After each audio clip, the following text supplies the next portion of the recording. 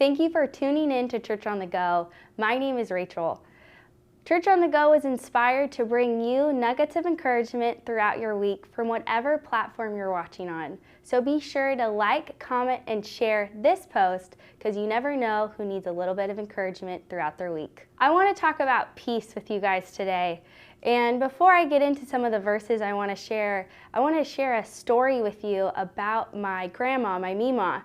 And her house was built on the water in the Pacific Northwest, and there's a beautiful patio, and when the sun is shining you can see the mountains to your left, and in the early fall there's whales that can come in the front of her house, and anytime you walk into that house you're able to take a deep breath and kind of one of those breaths that you're able to release any sort of anxiety or stress that you've been feeling.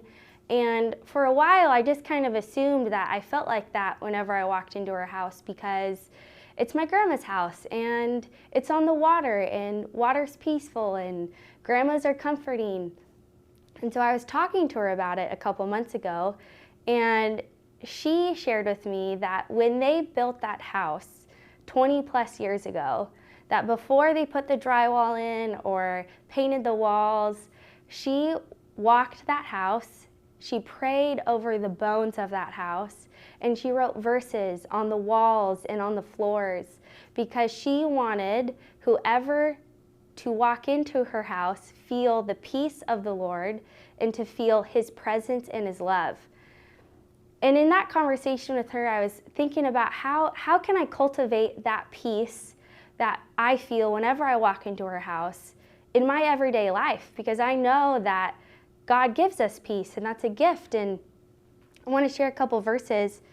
And in John 14:27, this is out of the Passion Translation, it says, "I leave the gift of peace with you, my peace, not the kind of fragile peace that's given by the world, but my perfect peace.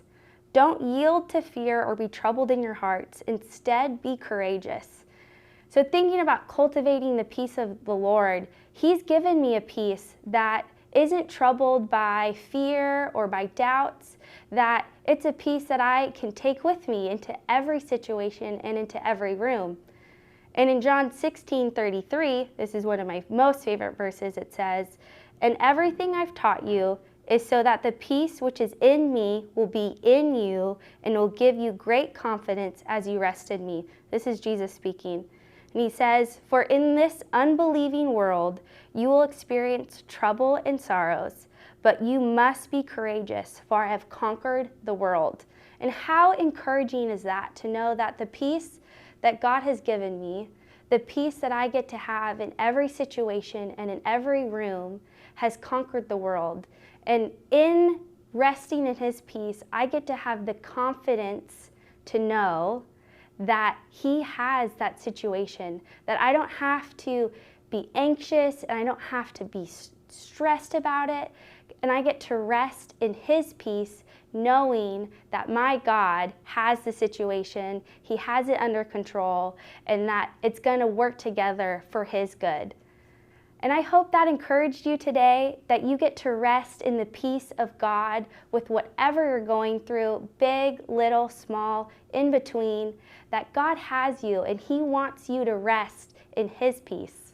We have a team that wants to partner with you and pray with you, so please leave a comment in our comment section or send us a direct message so that we can be in community with you with whatever you're going through this week. Thank you for watching Church on the Go. I hope you feel encouraged today, and please have a great rest of your week.